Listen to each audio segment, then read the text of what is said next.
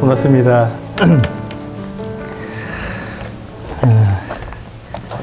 지금 시간은 이제 마지막 시간인데요.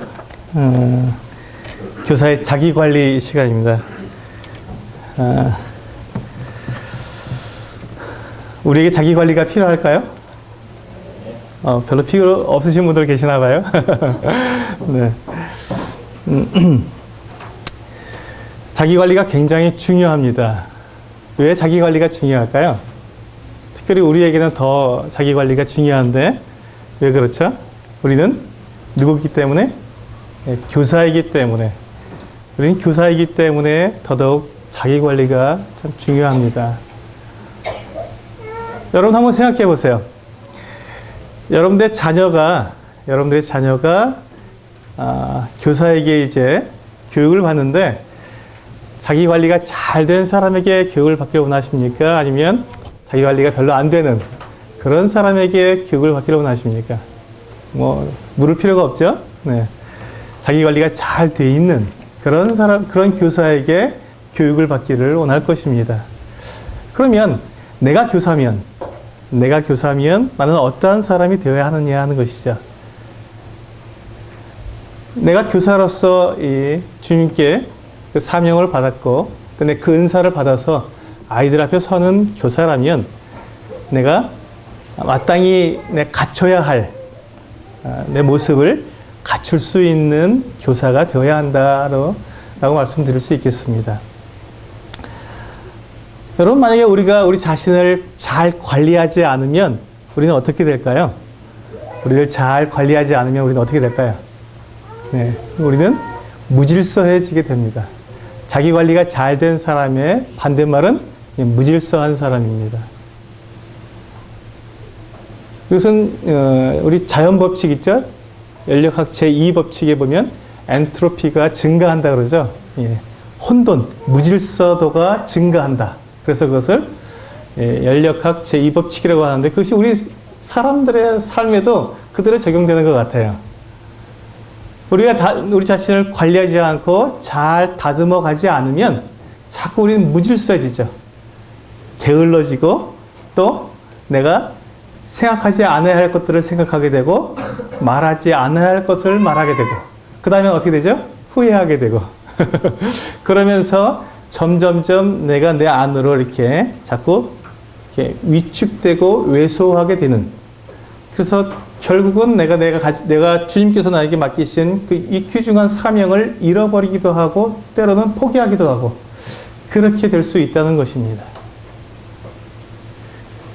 자기 관리가 잘 되어 있는 사람은 질서 있는 사람이고 자기 관리가 안 된 사람은 무질서한 사람이라는 것입니다. 우리 데살로니가 후서 3장 6절부터 9절에 있는 말씀을 함께 읽어보도록 하겠습니다. 데살로니가 후서 3장 6절입니다.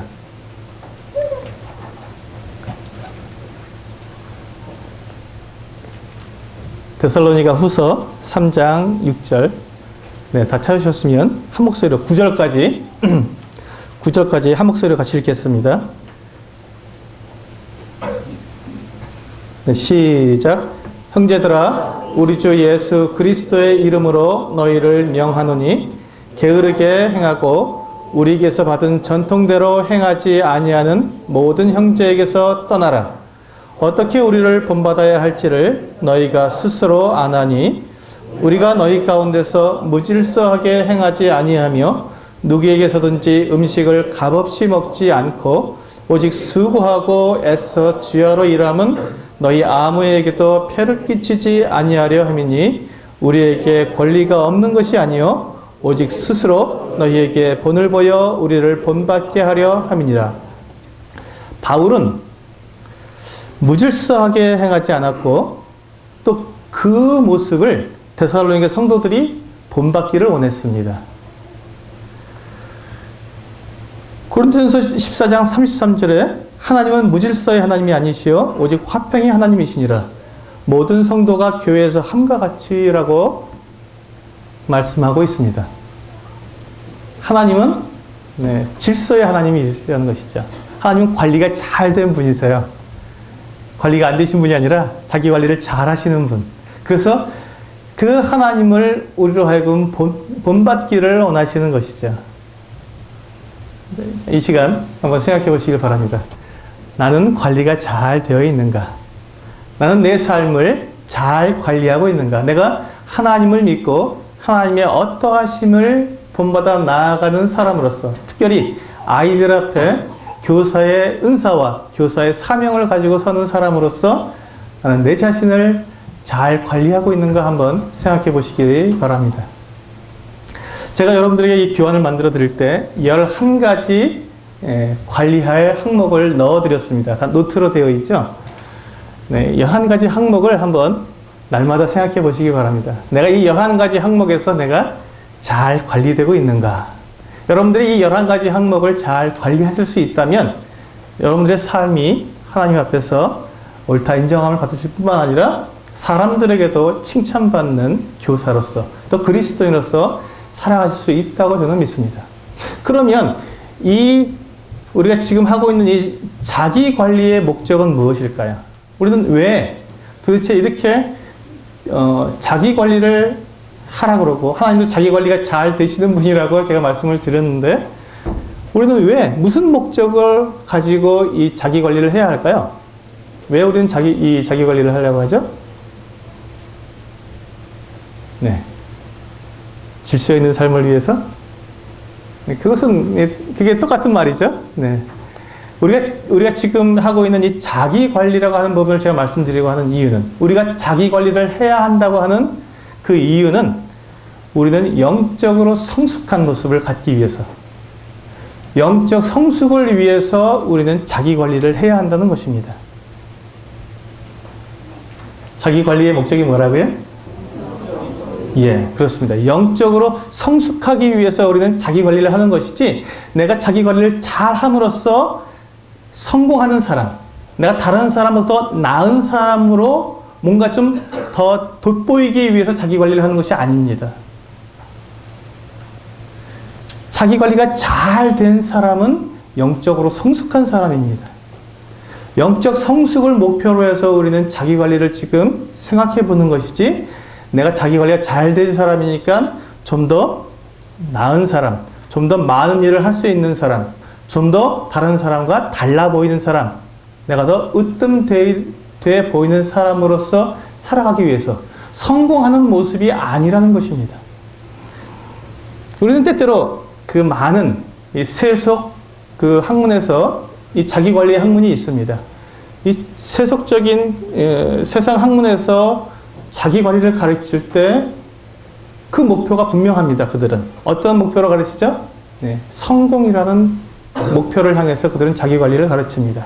그 성공의 실제적인, 우리 성공이라고 말하면 아주 다양하지 않습니까? 다양한 그 성공의 모습들이 있는데 그 다양한 성공의 모습들을 탁 뒤집어서 그 안에 있는 내면을 들여다보면 뭡니까?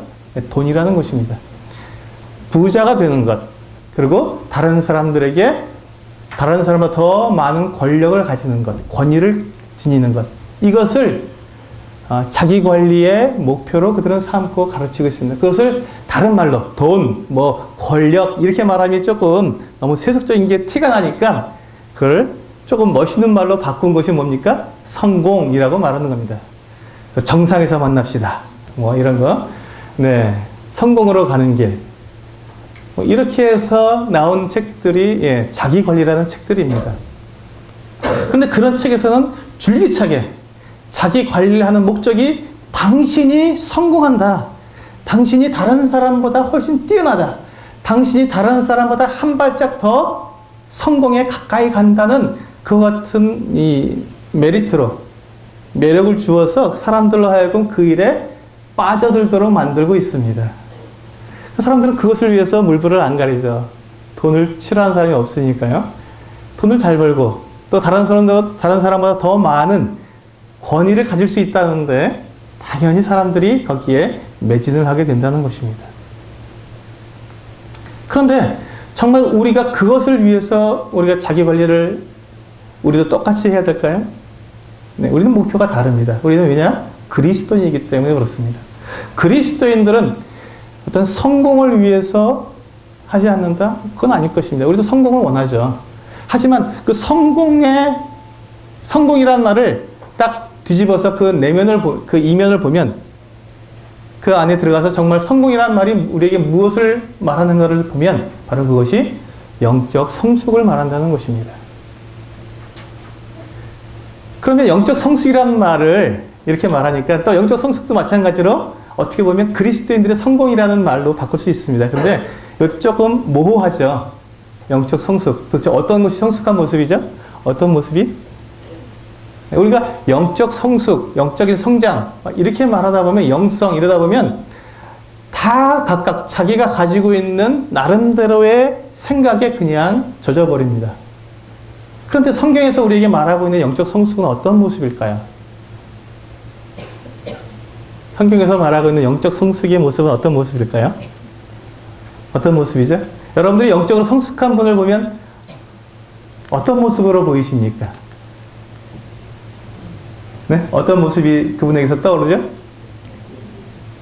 네? 예수님을 닮은 모습이 어떤 모습이냐는 거죠. 우리가, 그러면 조금 이렇게 철학적이잖아요. 이게 상상으로 되는 것이지, 그걸 표현하라. 어떤 모습하고 딱 누구에게나 보여줄 수, 공감될 수 있는 모습은 아니지 않습니까? 그런 모습으로 바꾼다면, 웃는 얼굴, 좋습니다. 네. 웃는 얼굴. 제가 지금 웃고 있죠? 네. 또 어떤 모습일까요? 언행일치. 그렇습니다. 네. 그게 영적 성숙한 모습입니다. 또, 네. 우리가, 여기까지만 제가 묻고 정답을 가르쳐 드리죠. 우리 갈라디아서 5장에 보면 우리에게 잘 알고 있는 말씀이 있죠? 어떤 말씀이 나오고 있습니까? 성령의 열매가 있습니다. 영적으로 성숙하다는 사람, 영적으로 성숙한 사람에게서는 이 성령의 열매를 우리가 볼 수 있을 것입니다. 첫 번째, 성령의 9가지 열매의 첫 번째가 뭐죠? 네? 네, 사랑입니다.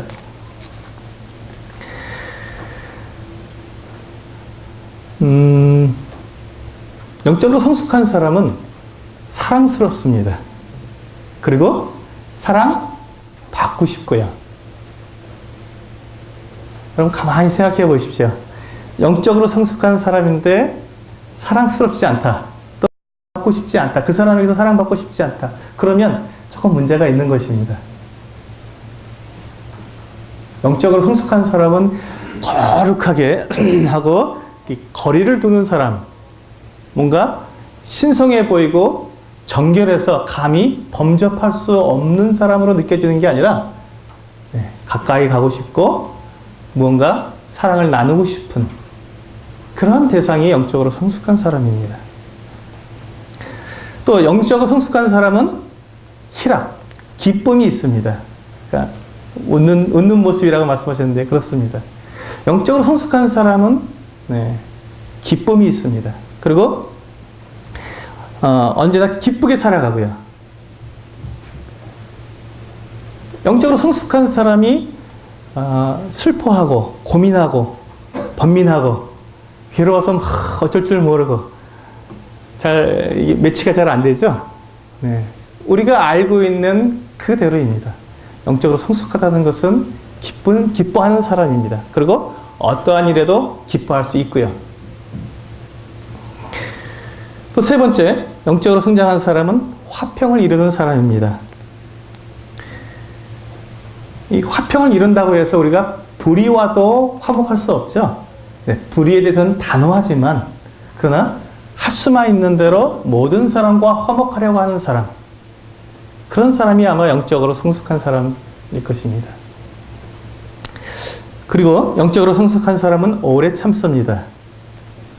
기다릴 줄 알고 여유를 가지고 일을 처리할 줄 아는 사람, 그런 사람은 우리를 영적으로 성숙하다고 말을 합니다.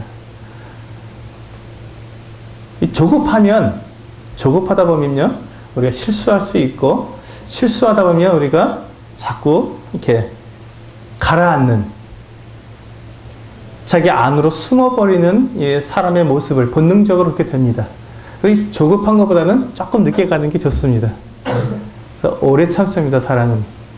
그래서 오래 참는 것이 또한 성령의 열매로서 우리가 성장한 사람, 영적으로 영적으로 성장한 사람의 모습처럼 보일 것입니다. 또 영적으로 성장한 사람은 자비합니다. 여러분, 자비와 사랑이 어떤 차이가 있죠? 자비라는 말도 역시 사랑이라는 말인데 이것은 불쌍히 여긴다 하는 뜻입니다. 동정할 줄 안다. 그래서 근데 이제 이 동정이라는 말보다 더 좋은 것은 사실은 공감이라는 말입니다. 감정을 같이 나누는 것. 다른 사람을 불쌍히 여기고 안 됐다 하고 이렇게 여기는 것보다도 사실은 이 자비한 모습은 공감하는 모습일 것입니다.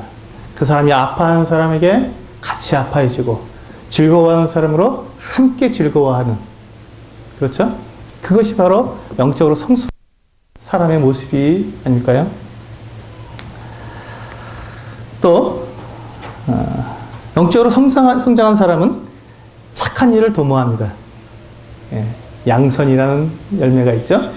그래서 영적으로 성장한 사람은 착한 일을 도모합니다. 그 사람 자체가 착할 뿐만 아니라 그 사람이 하는 일도 착한 일을 한다는 것입니다. 자, 우리는 때때로 그 사람이 착하면 그 사람이 하는 일도 무조건 착할 줄 아는데 그렇지 않을 때가 있습니다. 착한 사람도 악한 일을 할 수 있습니다. 그리고 악한 사람도 착한 일을 할 수 있고요. 그런데 양선이라는 것은 그 사람이 착할 뿐만 아니라 그 사람이 하는 일도 착한 일이어야 한다는 것입니다. 여러분, 이러면 좀 그림이 그려지시죠? 네. 그리고 지금 제가 이 말씀을 드리는 것은 여러분 자신과 한번 비교해 보라는 것이죠. 내가 착한 사람인지 아닌지, 내가 하는 일이 착한지 아닌지 한번 비교해 보시라는 것입니다. 자, 그리고 영적으로 성장한 사람은 충성됩니다. 여러분, 충성이라는 말을 다른 말로 바꾸면 믿을만하다, 믿음직스럽다라는 말입니다. 누가 보더라도 그 사람은 믿음직해, 이런 사람을 우리는 충성되다라고 말합니다. 그 사람에게는 이 일도 맡길 수 있고 저 일을 맡기면 분명하게 해낼 거야 라는 믿음이 가는 사람, 그런 사람을 우리는 충성된 사람이라고 말을 합니다. 그리고 영적으로 성장한 사람은 또 온유한 사람입니다. 온유, 따뜻하고 부드러운 사람. 그래서 부들부들해서 마음대로 막 이렇게 휘둘러도 되는 그런 사람이 아니라 온유한 사람은요, 힘이 있습니다. 사실은 온유한 사람은 힘이 있지만 그 힘을 자기의 유익을 위해서 쓰지 않고 다른 사람의 유익을 위해서 그 힘을 희생하는 사람. 자기의 능력을 다른 사람의 유익을 위해서 기꺼이 내어줄 수 있는 그 같은 모습을 온유한 모습이라고 말을 하는 것입니다. 저 사람은 그냥 간도 쓸개도 없어, 내 마음대로 다 할 수 있어, 너무너무 순진한 사람이야 하고 마구 다룰 수 있는 그런 모습, 이렇게 해도 저렇게 해도 픽한 사람이 온유한 사람이 아니라 힘이 있습니다. 강한 사람입니다. 내면의 힘이 굉장히 강합니다. 하지만 그 강한 것을 자기를 위해서 쓰지 않고 다른 사람을 위해서 쓸 때, 종종 저는 이제 주일학교에서 남자아이들에게 그렇게 말을 합니다. 남자아이들이 힘이 세고 막 5학년, 6학년 되면 그 힘을 자랑하고 싶어서 어쩔 줄 모르지 않습니까? 옆에 친구 툭 치기도 하고 막 이럴 때, 하나님께서 너에게 힘을 주신 이유가 뭔지 아니? 하고 말합니다. 그러면 애가 이제 곤란하죠. 선생님이 이렇게 물으니까. 하나님께서 너에게 힘을 주신 이유는 그 힘으로 힘이 없는 사람을 도와주도록 주신 거야. 여러분, 우리 자매님들은 굉장히 이 모성애가 있습니다. 그 모성애를 왜 자매님들에게, 여성들에게 하나님께서 모성애를 주셨는지 아십니까? 자기를 위해서요? 아니죠. 아이를 잘 돌보기 위해서, 정말 끔찍히 사랑하기 위해서 모성애를 하나님께 주셨습니다. 그건 모성애는 이로 말할 수 없이 큰 힘입니다. 여자는 약하지만 엄마는 강하다 하는 말이 있죠. 그렇습니다.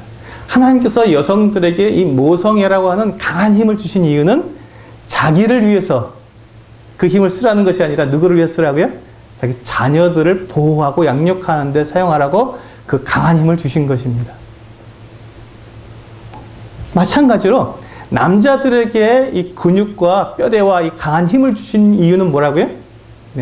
연약한 사람을 보호하기 위해서, 자기 아내를 보호하고 자기 자녀를 보호하고 또 나보다 더 힘이 없는 사람을 보호하기 위해서 그 강한 힘을 주신 것입니다. 그걸 가지고 내가 다른 사람을 치고 받고 내가 이기기 위해서가 아니라 다른 사람을 보호하고 지키기 위해서 힘을 가진 것이죠. 자, 온유한 사람은 바로 그러한 사람입니다. 그 강한 힘을 가졌습니다. 하지만 그것을 자기를 위해서 쓰지 않고 다른 사람을 위해서 희생하고 헌신할 수 있는 그 사람, 그런 사람을 우리는 온유한 사람이라고 부릅니다. 그리고 이제 마지막으로 영적으로 성장한 사람은 절제하는 사람입니다. 절제하는 사람. 자, 절제를 영어로 말하면 self control이라고 그러죠. 자기를 관리할 수 있다는 것입니다. 자기 관리. 자기를 조절할 수 있고 자기를 통제할 수 있다는 말입니다. 이 절제라는 것은요, 특별히 무엇을 통제하게 되어 있냐면 욕구를 통제하게 되어 있습니다. 자기의 욕구. 우리 사람은 본능적인 욕구를 가지고 있죠. 그 본능적인 욕구들에 의해서 우리가 움직이고 있는 건 사실이고 그것이 굉장히 강한 동기를 우리에게 주고 있지만 그 욕구대로만 살아가면 어떤 사람입니까? 육신적인 사람, 세속적인 사람, 다른 사람을 배려할 줄 모르는 사람이 되는 것이죠. 그래서 성령의 열매 중에서 맨 마지막 열매가 절제. 자기의 욕구를 통제할 수 있는 사람이어야 된다는 것입니다. 내가 배고프다고 그냥 아무 데서나 막 먹으면 자기 욕구는 만족시켜주는 사람이지만 어떻습니까? 통제는 안 되는 사람이죠. 내가 졸립다고 아무 때나 가서 그냥 막 누워서 잠을 자면 자기의 욕구는 충분히 충족시켜주지만 그러나 그 사람을 보고 우리는 절제가 되는 사람이라고 말하지 않습니다. 우리들에게는 많은 욕구들이 있습니다. 하지만 그 욕구를 우리가 통제할 수 있는 사람을 우리는 절제하는 사람이라고 말을 하죠. 그래서 영적으로 성숙한 사람은 그 같은 욕구들을 이렇게 통제할 줄 아는 사람입니다. 또 이 남자들에게는요, 자기를 과시하고 싶은 욕구가 있습니다. 내가 좀 더 힘이 강하고 나는 연약하게 보이고 싶지 않다고 하는 그런 과시욕이 남자들에게 있습니다. 그러다 보니까 남자들은 그런 욕구를 다른 사람들 앞에 드러내고자 하는 그런 모습들이 종종 나옵니다. 근데 그 욕구대로 하면 어떻습니까? 그 사람이 다른 사람들 앞에 드러나게 되지요. 드러나면 어떻습니까? 그때부터 이 불협화음이 나오기 시작하는 것입니다. 그래서 이 남자들이, 이 형제님들이 이렇게 있는 곳에서는요, 가급적 드러내지 않으시는 게 좋습니다. 자기를 드러내지 않으려고 애를 쓰시는 게 좋습니다. 그게 자기 컨트롤, 절제가 되는 것이죠. 자매님들은 어떻습니까? 자매님들은 자랑하고 싶은 마음이 있죠. 그래서 그냥 어디 놀러 갔다 오면 또 자랑하고 싶고, 내 아이가 가서 유치원 가서 잘하면 그것도 자랑하고 싶고, 그냥 어디 가서 좋은 음식 먹으면 그것도 자랑하고 싶고, 계속 말하고 싶어요. 그게 욕구입니다. 아닌가요? 그런 욕구가 우리에게 있어요. 모든 사람에게 하나님께 주신 욕구입니다. 우리 여성들에게 주신 욕구거든요. 자랑하고 싶은 것. 근데 그걸 조금만 통제하면 어떻습니까? 성숙한 여인, 이렇게 보인다는 것이죠. 네. 자, 그래서 우리는 이렇게 자기 절제가 되는, 자기 관리가 잘 되는 그와 같은 사람으로 우리는 성숙해 나가고 싶어 합니다. 자, 이제 우리가 본문으로 돌아오겠습니다. 우리 교재에 보시면 11가지 제가 자기 관리에 대한 항목들을 말씀을 드렸는데, 첫 번째가 뭐죠? 네, 시간입니다. 다 11가지가 시간, 마음, 태도, 비전, 스트레스, 건강, 돈, 영성, 인간관계, 갈등, 성, 이렇게 11가지의 주제를 여러분들 저와 함께 이제 이 시간에 다뤄야 되는데 급하게 나가겠습니다. 이 11가지를 여러분들 늘 생각하시기 바랍니다. 그럼 늘 체크를 하시기 바랍니다. 내가 과연 이 11가지 항목을 잘 하고 있는지. 우리에게 이 11가지가 다 필요하지 않으세요? 11가지에 대한 관리가 다 필요하지 않으세요? 네, 저에게도 그렇습니다. 저에게도 이 11가지가 꼭 필요하기 때문에 여러분들에게도 아마 필요할 것 같아서 이렇게 적어봤습니다. 자, 제일 먼저 뭐가 나오고 있습니까? 예, 시간이 나오고 있습니다.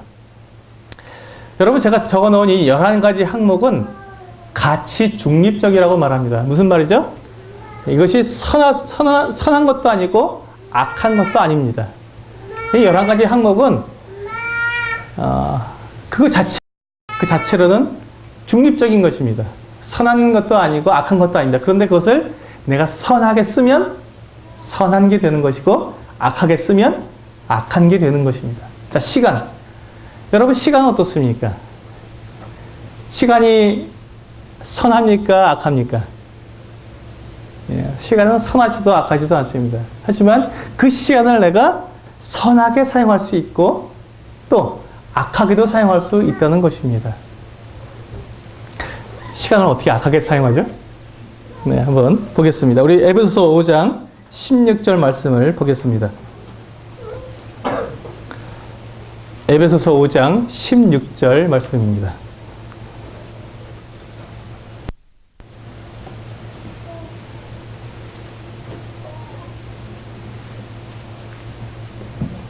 네, 에베소서 5장 16절 말씀 찾으셨으면 밑줄 쫙 그십시오. 네. 네, 보셨죠? 같이 읽겠습니다. 시작. 아끼라 때가 악하니라. 네, 세월을 아끼라 때가 악하니라. 자, 이 말씀을 킹 제임스 버전에서 보게 되면요, redeem the time이라고 되어 있습니다. 자, redeem이란 말은 구원하다라는 말입니다. 그러니까 시간을 구원하라.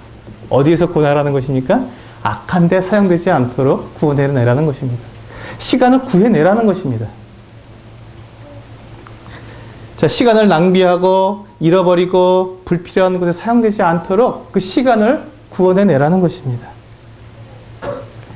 자, 우리에게 주어진 시간 속에서 한번 잘 생각해 보시기 바랍니다. 우리는 늘 바쁘다고 말을 하지요. 안 바쁘신 분 계세요? 다 바쁘죠. 그래서 어떤 일을 좀 부탁하려고 하면 저 바빠요. 이런 말이 우리에게는 늘 있습니다. 특히 이제 이 도시 생활을 하는 사람들에게는 바쁘다는 말이 아주 입에 달려 있습니다. 사실 바쁘고요. 그렇죠? 그런데 내가 지금 하루로 24시간을 사용하는 그 시간이 정말로 시간이 없어서 바쁜 것인지 아니면 내가 그 시간을 잘못 사용하기 때문에 지금 바쁜 것인지를 한번 여러분들에게 생각해 보도록 도전하고 있는 것입니다. 여러분들이 시간 사용하는데 하루 24시간 사용하시는데 그 시간을 잘게 나누어서 사용하고 계십니까? 아니면 대충 오늘 이러이러한 일을 해야지 라고 생각하면서 하루를 생활하십니까? 아마 후자일 것입니다. 그냥 오늘 이거 해야지. 또 그런 것도 없이 그냥 시작하시는 분들도 있을 것입니다. 자, 그러다 보니까 시간이 낭비되는 게 많다는 것입니다. 잃어버리고 잘못 사용하고 그렇게 사용되는 시간이 너무 많다는 것이죠. 저도 이제 글을 쓰거나 이제 그 책을 만들기 위해서 이렇게 일을 하다 보면은 그걸 준비하는 시간이 사실은 그 일을 하는 시간보다 더 많습니다. 글을 쓰기 위해서 이제 어떤 책을 막 찾다 보면 책 찾는 시간이 30분, 40분이에요. 저희 집에 책이 좀 많습니다. 그 많은 책 중에서 책을 고르다 보니까 책 찾는 데만 30분, 40분이 걸립니다. 그리고 또 책을 찾아가고 또 이 책 좋을까 저 책 좋을까 이렇게 뒤적뒤적 하다 보면은 또 1시간이 그냥 지나가 버리는 거예요. 정작 내가 그 일을 하는 글을 쓰고 또 메시지를 준비하고 이런 시간은 불과 얼마 안 되는 거예요. 그걸 준비하고 또 그거 하다 보면 또 이제 머릿속에 잘 안 떠오른다고 또 일어나서 또 동네 한 바퀴 돌고 오고 이러다 보면은 시간이 금방 지나가 버리고 정작 정말로 내가 한 시간은 내가 책상에 앉아있는 그 전체 시간의 3분의 1도 사용하지 못하고 있는 것입니다. 그러면서 나는 하루 종일 그 일을 위해서 애를 썼다고 말을 하죠. 사실이죠. 애를 쓴 건 사실이지만 정말 내가 그 일을 위해서 일한 시간은 내 전체 시간의 3분의 1밖에 아니 그보다 더 적게 사용하지 못했다는 잃어버린 시간이 너무 많다는 것입니다. 회사에서 일을 할 때 여러분 한번 생각해 보십시오. 직장에서 일을 할 때 여러분들이 직장에서 정말로 내 일하는 그 시간이 빠듯하게 만약 8시간 근무한다면 8시간 내내 쉴 수 없이 정신없이 일만 하십니까? 아니면 가서 커피도 마시고 또 농담도 하고 또 뭐 왔다 갔다도 하고 또 잡생각도 하고 또 집에 전화도 걸고 이러면서 시간을 많이 보내십니까? 이게 기계적인 일, 어떤 컨베이어 시스템에 의해서 기계적으로 돌아가는 일을 아니고 그냥 자기 혼자서 어떤 일을 하는 일이라면 아마 그렇게 낭비되는 일이 참 많을 것입니다. 낭비되는 시간이 참 많을 것입니다. 그래서 우리는 이 시간이 정말 없어서 바쁜 것이 아니라 시간을 정확하게 사용하지 못하기 때문에 낭비되는 시간이 참 많다는 것입니다. 자, 우리가 바쁘다고 하면서도 우리가 낭비하는 시간이 있는데 그 낭비하는 시간 중에서 특히 우리가 포기하지 못하는 시간이 있습니다. 어떤 시간이죠? 네, TV 연속극 보는 시간. 그 연속극은 왜 그렇게 나를 갖다 붙잡고 있는지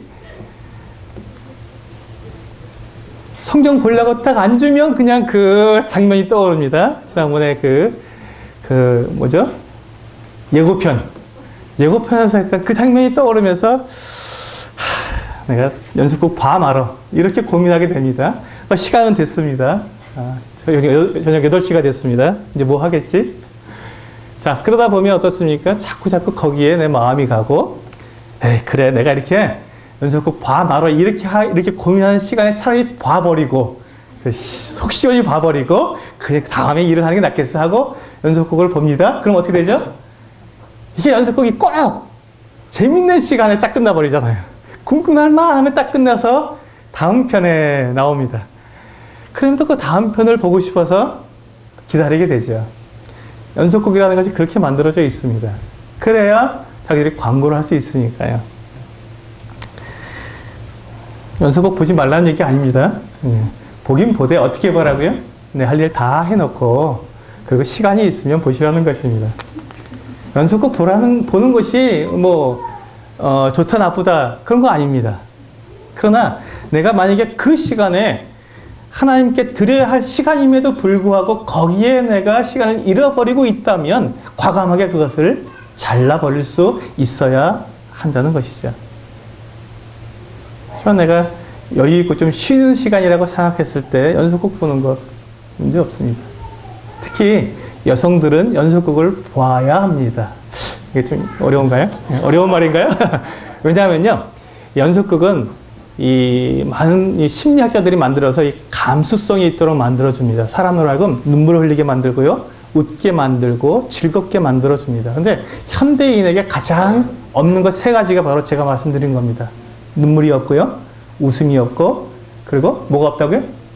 즐거움이 없습니다. 감동이 없습니다. 그래서 우리 현대인들에게 연속극이 역할을 하는 이유가 있어요. 그렇게. 그것이 왜 이렇게 재밌냐 하면 그런 것들을 만들어주기 때문에 그렇습니다. 그래서 필요합니다. 아예 필요 없는 게 아니죠. 연속극을 너무 강조하면 안 되는데. 네.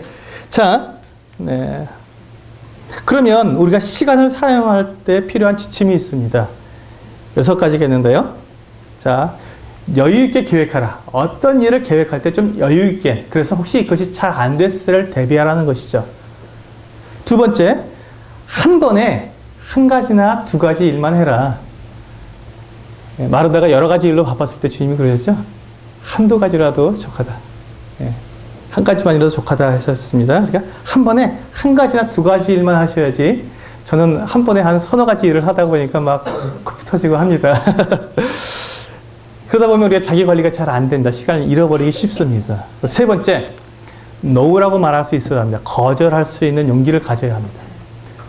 정말로 바쁜데 내가 여러 가지 일들을 쭉 계획을 잡아놨는데 갑자기 어떤 일이 끼어들 때 그것을 yes라고 받아들이면 내가 내 시간을 관리하기가 어렵습니다. 그래서 거절할 수 있는 용기도 있어야 합니다. 4번째, 긴급한 일과 중요한 일의 차이점을 아셔야 합니다. 여러분, 긴급한 일을 먼저 해야 합니까? 아니면 중요한 일을 먼저 해야 합니까? 긴급한 일을 먼저 해야 합니까? 아니면 중요한 일을 먼저 해야 합니까? 이게 굉장히 갈등되는 상황입니다. 근데 나는 지금 긴급한 일을 먼저 합니까? 아니면 중요한 일을 먼저 합니까? 아, 이게 참 곤란하죠? 자, 제가 여러분을 테스트 해보겠습니다. 여러분, 돈이 중요합니까? 아니면 남편이 중요합니까? 이렇게 말하면 곤란하죠? 다시. 그럼 돈이 중요합니까? 아니면 자식이 중요합니까? 네. 우리는 어쩌면 돈이 더 중요하게 살고 있을지 모르겠습니다. 왜냐하면 우리는 더 중요한 일에 우리는 시간을 더 많은 시간을 투자하게 되어 있는데 우리는 어떤 일에 시간을 많이 투자합니까? 돈 버는 일에 더 시간을 많이 투자하잖아요. 내 아내가 돈보다 더 중요하지만 내 아내를 위한 시간을 내가 내주고 있느냐 하는 것입니다. 자매님들 기쁘죠? 내 남편이 돈보다 훨씬 중요한데 돈 못 벌어는 남편이 왜 이렇게 미우냐 이거죠. 공감이 되시죠? 자, 그래서 중요한 일과 긴급한 일, 무엇이 중요하냐, 무엇이 긴급하냐, 우리는 보실 때 우리는 긴급한 일들을 사실은 먼저 하고 있습니다. 대부분 그렇거든요. 요 급해 그러면 중요한 일을 놓고 긴급한 일을 하게 되어 있어요. 그러다 보면 어떻게 됩니까? 쫓기죠. 그러다 보면 중요한 일을 못 해놨어요. 그럼 중요한 일을 어떻게 합니까? 나중에 하다 보니까 중요한 일을 망쳐버리죠. 그러다 보면 어떻게 되는지? 나는 능력이 없어. 나는 늘 실패하는 사람이야. 이렇게 돼버립니다. 그러니까 자기 관리가 안 되는 거죠. 자, 긴급한 일을 먼저 해야 됩니까? 중요한 일을 먼저 해야 됩니까? 예, 중요한 일을 먼저 하시되 긴급한 일도 하셔야 됩니다. 근데 그 비중을 같이 놓고 가셔야 된다는 것이죠. 긴급한 일도 중요한 일 중에 하나입니다. 그런데 중요한 일이 더 중요하다는 것이죠. 우리가 거기 계속 나올 테니까 뒤에 말씀드리겠습니다. 자, 이번엔 그 다음에 5번째, 같은 일을 능률 있게 처리하라. 한 번 했던 일은요, 똑같이 그렇게 반복해서 준비 단계를 다 거치지 말고 좀 능률 있게 일을 처리하라는 것이죠. 빨리빨리 할 수 있도록. 6번째, 필요할 땐 신속하게 결단하라. 우리 결단하는데 시간 참 많이 걸립니다. 이거 살까 저거 살까. 옷 사러 가서요. 자매님들, 여기 자매님들이 많으니까 옷 사러 가서 옷을 이 옷 입어보고 저 옷 입어보고 기본적으로 10벌은 입어보시죠. 네, 10벌 정도는 입어보시고 그 중에서 2벌을 놓고 고민하다가 그 고민하는 시간이 10벌 입어보는 시간보다 더 걸리죠. 어떻게 하냐고요? 제가 그렇게 하고 있거든요. 제 아내와 함께 쇼핑 가면 저희 아내가 그러더라고요. 그러면 저는 빨리 결정을 내려드립니다. 여보, 이거 사. 자, 이제 그렇게 하고 이제 2번째로 넘어가겠습니다. 2번째 요소가 뭐죠? 2번째는 마음 관리입니다. 마음에 관한 것인데요. 우리의 마음이 악합니까? 선합니까? 악해요? 선합니까? 네. 우리의 마음은 악하지도 않고 선하지도 않습니다. 다만 우리가 어디에 사용하냐 하는 것이죠. 옛날에 한 인디언 추장이 자기 손자에게 이와 같은 이야기를 해주었습니다. 손자에게, 얘야, 내 마음에나 네 마음에나 아주 큰 싸움이 일어나고 있단다 하고 얘기했습니다. 그 아이가, 할아버지, 그 싸움이 어떤 싸움인데요? 물었습니다. 할아버지가, 우리 마음에는 큰 늑대 2마리가 서로 싸우고 있어. 근데 한 늑대는 화, 질투, 슬픔, 후회, 탐욕, 거만, 자기 연민, 죄의식, 후회, 열등감, 거짓, 자만심, 우월감, 그리고 이기심이란다 라고 얘기했어요. 아주 사나운 놈이죠. 네. 그리고 또 한 마리는 좋은 늑대인데 기쁨, 평안, 사랑, 소망, 인내, 평온, 겸손, 친절, 자비, 아량, 진실, 그리고 믿음이란다 하고 얘기해 줬습니다. 이 손자가 묻습니다. 할아버지, 어떤 늑대가 이겨요? 어떤 늑대가 이기죠? 네. 할아버지가 그렇게 말하죠. 내가 먹이를 주는 놈이 이긴다. 그렇죠. 굶기는 놈이 힘이 없어요. 질 수밖에 없습니다. 먹이를 줘서 힘이 있고 강한 놈이 이기는 거죠. 우리 마음속에 이 2 늑대가 싸우고 있습니다. 여러분들은 어떤 늑대에게 더 먹이를 많이 주십니까? 여러분들이 주는 먹이에 따라서, 누구에게 먹이를 주는가에 따라서 여러분들의 마음이 결정될 것입니다. 잠언 4장 23절에서 모든 지킬 만한 것 중에 더욱 내 마음을 지키라. 생명의 근원이 이에서 남이라 하고 말씀하고 있습니다. 모든 지킬 만한 것 중에서 내 마음을 지키라고 말씀하고 있습니다. 여러분, 마음을 지키는 것은 여러분 이해하기 쉽게 컴퓨터에 프로그램을 넣는 것과 똑같은 거예요. 여러분, 컴퓨터의 깡통에 그냥 프로그램 아무것도 안 넣는데 그 컴퓨터가 돌아갑니까? 아니죠. 컴퓨터에 한글도 깔고 파워포인트도 깔고 이렇게 깔아야 그 컴퓨터가 작동되지 않습니까? 그런데 내가 정상적이고 좋은 프로그램을 잘 깔아서 사용하면 컴퓨터가 좋게 사용되지만 거기에 바이러스가 딱 들어오게 되면 어떻게 됩니까? 컴퓨터가 원래대로 안 움직이죠? 지 맘대로 움직이고 막 고장나고 이상하게 되지 않습니까? 그렇습니다. 내가 내 마음을 지키지 못하고 거기에 이와 같은 이 악한 늑대를 키우게 되면 내 마음이 그렇게 가버린다는 것입니다. 내 마음을 지키지 못하면 내 생명을 잃어버리게 된다는 것이죠. 우리는 그래서 마음 관리가 대단히 중요합니다. 이 마음이라는 것은요, 우리 온 몸을 통제하는 통제센터와 같습니다. 그런데 우리는 아주 마음을 지키려는 그런 생각이 별로 없어요. 사실 잘 의식하지 못합니다. 내가 내 마음을 지킨다는 것을 잘 의식하지 못하고 살기가 쉽습니다. 그러면 우리는 어떻게 하면 이 마음을 지킬 수 있을까요? 마음을 지켜야 한다는 건 알았습니다. 그거 중요합니다. 그럼 어떻게 하면 지킬 수 있죠? 우리가 내 마음에 들어가는 것이 있습니다. 우리는 우리 마음에 집어넣는 기능이 있다는 것입니다. 어떻게 집어넣을까요? 눈으로 보고 귀로 들어서 마음에 집어넣습니다. 여러분, 이 정보라는 건 내가 보고 듣는다는 것이 바로 내 마음에 프로그램을 씌워넣는 것과 똑같습니다. 입력장치예요. 내가 무엇을 보는지, 내가 무엇을 듣는지가 내 마음을 색깔을 만들어 간다는 것입니다. 여러분들은 시기하고 질투하고 욕하고 더러운 말과 거짓과 이런 상황 속에서 계속 들어가서 그런 삶 속에서 여러분들이 계속 그런 것들을 보고 듣게 되면 어떻게 됩니까? 그거 굉장히 자연스러운 거예요, 그게. 제가 군대에 갔을 때, 군대는 다 남성들의 세계입니다. 남성들의 세계에서는 어떻습니까? 여성에 대한 그리움이 굉장히 강한, 그와 같은 이 사회 환경이 됩니다. 그러니까 늘 하는 말이 뭡니까? 음란한 이야기들을 하게 됩니다. 그러면 그 청년의 때, 이 음란한 얘기가 막 들어오게 되면 이 마음이 어떻게 통제가 안 되지요. 그래서 거기에서 빨리 벗어날 수 있도록 내 자신을 지키지 못하면 그 음란한 것에 빠져버리게 된다는 것이에요.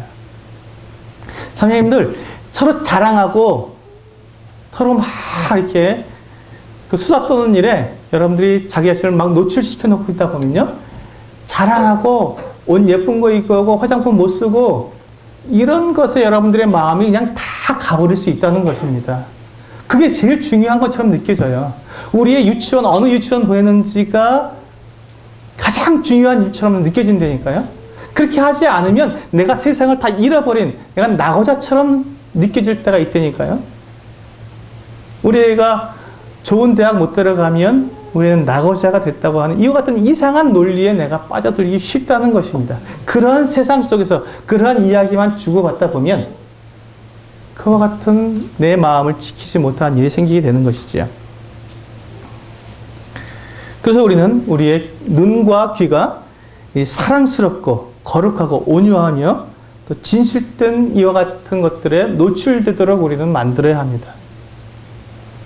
그래서 우리가 모일 때마다 예수 그리스도로 이야기하고, 우리가 모일 때마다 함께 기도하고, 우리가 모일 때마다 서로를 칭찬하고 위해주고 격려해주는 이와 같은 대화를 나눈다면 우리의 마음을 잘 지킬 수 있을 것입니다. 아멘이 아닌데 되시나요? 네. 자, 상관없습니다. 그래서 우리 빨리 넘어가겠습니다. 세 번째로 우리는 영적 성장을 위해서 무엇을 관리해야 된다고요? 우리의 태도를 관리해야 합니다. 네, 척 스윈덜 목사님은 이와 같이 말씀하셨습니다. 내게 있어서 태도는 교육, 재산, 환경, 성공과 실패보다 더 중요하다. 또한 태도는 외모나 타고난 재능, 기술보다 더 중요하다. 태도는 회사, 가정을 일으키기도 하고 무너뜨리기도 한다. 중요한 것은 우리는 하루하루 자신이 취하는 태도를 선택할 수 있다는 것이다. 지나간 과거를 바꿀 수는 없다. 또한 특정한 방식으로 행동하는 사람들을 변화시킬 수도 없다. 결국 우리는 우리가 바꿀 수 있는 것을 선택할 수밖에 없는데 그 바꿀 수 있는 것은 바로 우리의 태도이다. 우리의 삶에 일어나는 일들은 10%의 우리 자신에게 일어나는 일은 10%고 그 일에 대한 나의 태도는 90%다라고 말을 했습니다. 그리고 자신의 태도에 대해서 책임질 수 있는 사람은 누구라고요? 자기 자신뿐이다 라고 이야기를 했습니다. 여러분 한번 잘 생각해 보시기 바랍니다. 여러분들의 일어나는 일들, 교회에서나 가정에서나 학교에서나 직장에서 동일한 일이 딱 벌어졌는데 그거에 대한 반응은 제각각입니다. 사람마다 백인백색이라고 그러죠. 다 다릅니다. 왜 그렇죠? 그것이 바로 그 사람이 그 일에 반응하는 태도라는 것입니다. 만약에 내가 긍정적으로 반응하면 어떻습니까? 주위에 있는 사람들이 그 긍정에 이렇게 영향을 받게 되죠. 근데 내가 만약에 부정적으로 반응하게 되면 어떻게 되죠? 모든 상황이 다 부정적으로 바뀌게 된다는 것입니다.